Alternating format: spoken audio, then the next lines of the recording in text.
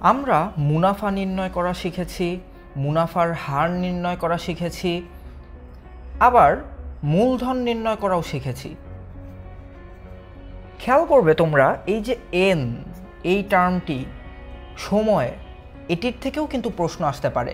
তখন তোমাকে এই তিনটি ইনফরমেশন দেয়া থাকবে এবং সময় নির্ণয় করতে হবে। তখন আমাদের ফর্মুলাটি কীরকম হবে? যথারীতি আমরা জানি I equal to P N R, সেখান থেকে এনকে স্থানান্তরিত করে I divided by P R, এই ফর্মুলা দিয়েই আমরা সময় নির্ণয় করতে পারি। চলো একটি অঙ্ক দেখে আসি।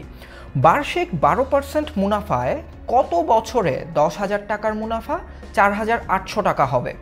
এখানে দেখো আই ইকুয়াল টু 4,800 টাকা, অর্থাৎ মুনাফা ইকুয়াল টু 4,800 টাকা। পি হচ্ছে গিয়ে মূলধন বা আসল, সেটি 10,000 টাকা, আর আর হচ্ছে গিয়ে মুনাফার হার, সেটি 12%। এখন এই ইনফরমেশনগুলো আমরা এই ফর্মুলাটিতে অ্যাপ্লাই করি। অ্যাপ্লাই করলে দেখা যাবে ফলাফল পাচ্ছি 4, অর্থাৎ সময় 4 বছর। একটা মজার জিনিস দেখো, এখানে আর সমান সমান 12 ছিল, কিন্তু আর এর মান বসানোর সময় আমরা 12 ডিভাইডেড বাই 100 লিখেছি। এটি কেন?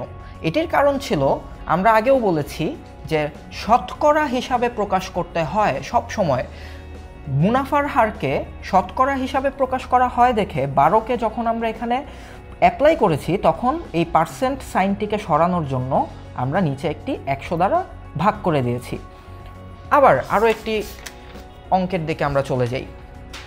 কোনো নির্দিষ্ট সময়ের মুনাফা আসল 5,600 টাকা এবং মুনাফা আসলের 5/2 অংশ।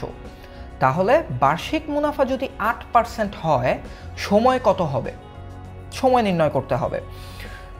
তাহলে দেখো এখানে কি কি ইনফরমেশন আছে। এখানে আসল দেয়া নেই, আসল আমরা ধরে নিচ্ছি পি। যদি পি আসল হয় তাহলে বলা ছিল মুনাফা আসলের 5/2 অংশ, তার মানে মুনাফা হবে 2 গুণ পি ডিভাইডেড বাই 5 অংশ।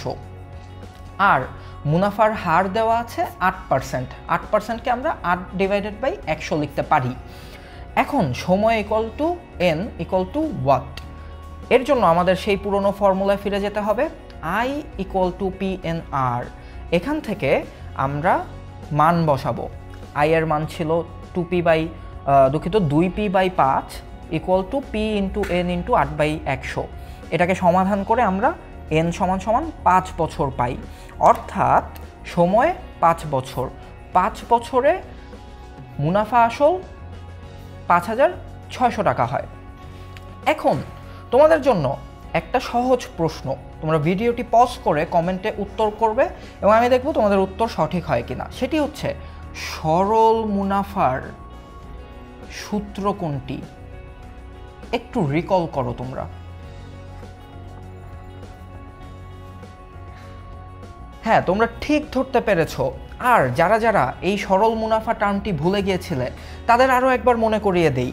সরল মুনাফা মানেই হচ্ছে আয়। এই যে আমরা বারবার যে ফর্মুলাটি ব্যবহার করছি, এটিই সরল মুনাফা।